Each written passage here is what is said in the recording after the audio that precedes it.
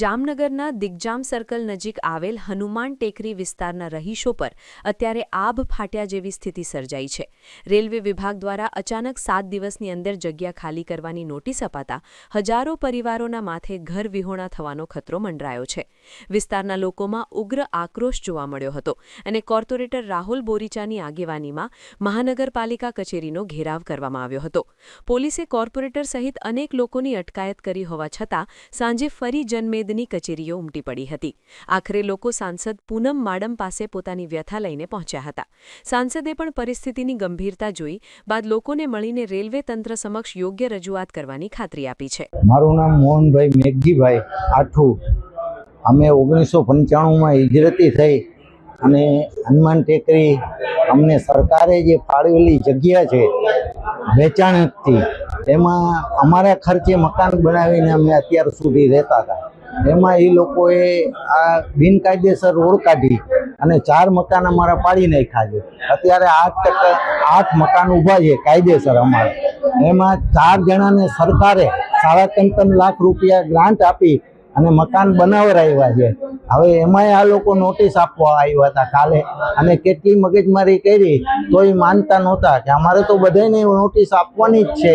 મેં કીધું અમે લીગલી છે, અમને સરકારે વેચાણથી આ જગ્યા આપી છે, છતાં અમને નોટિસ આપવાનું કારણ શું છે? તમે કહો છો કે અમે રેલવે વાળા છે, તો અમે તો રેલવેની હદમાં આવતા નથી, અમને તો મ્યુનિસિપાલિટી કોર્પોરેશનની હદમાં આવી છે અને કલેક્ટરના હુકમથી જગ્યા મળી છે 1995માં। અત્યારે બેનને એ બધી રજૂઆત કરી, એને અત્યારે આશ્વાસન આપ્યું છે અમને કે એ બધું નિરાકરણ કરી અને તમને યોગ્ય ન્યાય અપાવી દઈશ। અત્યારે છેક દિગ્જામ સર્કલથી માંડી અને છેક 7 પુલિયા સુધી બધાને આપી દીધી છે। લગભગ 450 થી 500 મકાન હશે આશરે અને બધાને એ જ નોટિસ આપી છે સાઇન સિક્કા વગરની, એમણે ચોંટાડી દે અને પહેલે બાયફોર્સ દબાણ કરે છે બધાને કે તમે આમાં સહી કરી અને સ્વીકારો। જો સહી કરીને સ્વીકારી નહીં તો એ દાદાગીરી કરી જેમ આવે એમ બોલે બીભત્સ શબ્દમાં અને એ નોટિસ ચોંટાડીને વયા જાય। અત્યારે લગભગ અમે 200-250 જણા આવ્યા છીએ। આપ સૌ જાણો છો મુજબ અને અલગ અલગ મીડિયાના માધ્યમથી પણ લોકોને જાણકારી જ છે અને આપ સૌને પણ જાણકારી છે કે વોર્ડ નંબર 6 જામનગર મહાનગર વિસ્તારના વોર્ડ નંબર 6માં અમુક રહેણાંકોને રેઝિડેન્શિયલ એરિયામાં રેલવે દ્વારા ડેમોલિશનની અને એ વિસ્તાર ખાલી કરવાની એક નોટિસ આપવામાં આવી હતી। જે અનુસંધાને ગઈકાલથી જ એ નાગરિકોમાં થોડો ડર હતો અને અચાનક જ ડેમોલિશનની આવી નોટિસ આવવાથી સ્વાભાવિક રીતે લોકોમાં એક ટેન્શન હતું, એક ભય હતો અને વૈકલ્પિક વ્યવસ્થા પોતાની રહેવાની ક્યાં કરવી એ દિશામાં પણ સ્વાભાવિક રીતે લોકોને એક ચિંતા હોય। તો ગઈકાલથી જ મને ઘણા બધા ફોન જામનગરથી આવતા હતા।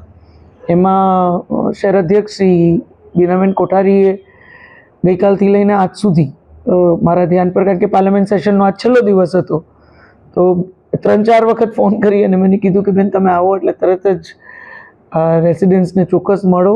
અને ઘણા સમયથી આ લોકો આમ જુઓ તો ક્યાંક કન્ફ્યુઝન પણ છે। અત્યારે મેં જે વાત કરી બધા નાગરિકો સાથે એમાંથી ક્યાંક કન્ફ્યુઝન પણ એવું છે કે અમુક મહાનગરપાલિકાના એરિયામાં એ લોકો રહે છે, અમુક એ લોકોને સનદ ભૂતકાળમાં આપવામાં આવી છે એવા પણ નાગરિકો છે જેને ડેમોલિશનની નોટિસ આવી છે, અને અમુક કાયદેસર રીતે રેલવેની જ જગ્યામાં છે।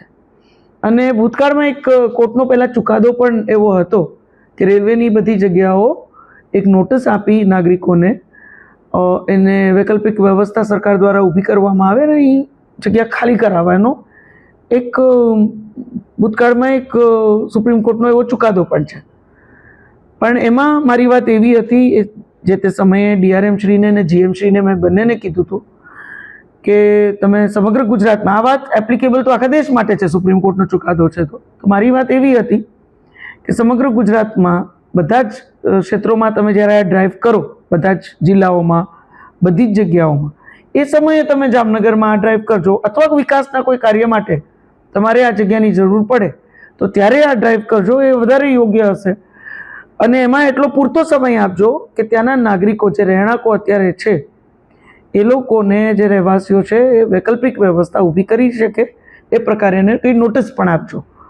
એટલે એ અનુસંધાને જ ફરીથી એક વખત આ નોટિસ આવી અને લોકોમાં વાત આવી ત્યારે મારી કોશિશ એ જ રહેશે કે એક વખત તો એમની જરૂરિયાત રેલવેની આઈડેન્ટિફાઈ કરી અને નાગરિકો એની વૈકલ્પિક વ્યવસ્થા ઊભી કરી લે ત્યાં સુધીનો એને સમય મળે.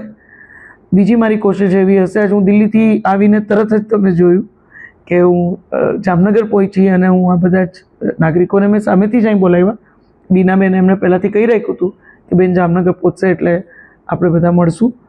અને એ રીતે જ મેં અત્યારના ડીઆરએમ શ્રી, ડીઈ બધાને ઇન્ફોર્મ કર્યા છે. અને 16 તારીખે મારી એક કોશિશ રહેશે કે કલેક્ટર સાહેબ, કમિશનર સાહેબ અને ડીઆરએમ શ્રી આ બધાની ઉપસ્થિતિમાં અને રેલવે વિભાગના અન્ય અધિકારી, ડીઈ વગેરેની ઉપસ્થિતિમાં આ એક બેઠક થાય અને બધા જ ઇસ્યુ, જરૂરિયાત બધું આઈડેન્ટિફાઈ કરી અને એ પ્રકારે જ જગ્યા ખાલી કરવાની આખી કામગીરી હાથ ધરવામાં આવે.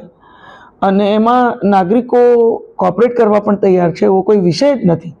એટલે કોઈ જાતની કોઈને અસુવિધા ના થાય, કોઈ સંઘર્ષ ઊભો ના થાય અને બીજો કોઈ પ્રશ્ન ઊભો ના થાય એ પ્રકારે, અને નાગરિકોને પૂરતો ટાઈમ વૈકલ્પિક વ્યવસ્થા ઊભી કરવાનો પોતા માટે મળે, એ રીતે આ આખા પ્રશ્નને સોલ્યુશન તરફ આગળ ધપાવવાની મારી એક કોશિશ રહેશે. જેનું અત્યારે મેં, કારણ કે 15 તારીખે રજા હોય, 16 તારીખનો સમય અત્યારે મેં એ પ્રમાણે જ બધા જ જે અરજદારો હતા એમને પણ આપ્યો છે. ને મારી કોશિશ રહેશે કે આખા પ્રશ્નને એક સુખદ અંત મળે એ પ્રકારના મારા પ્રયત્ન રહેશે.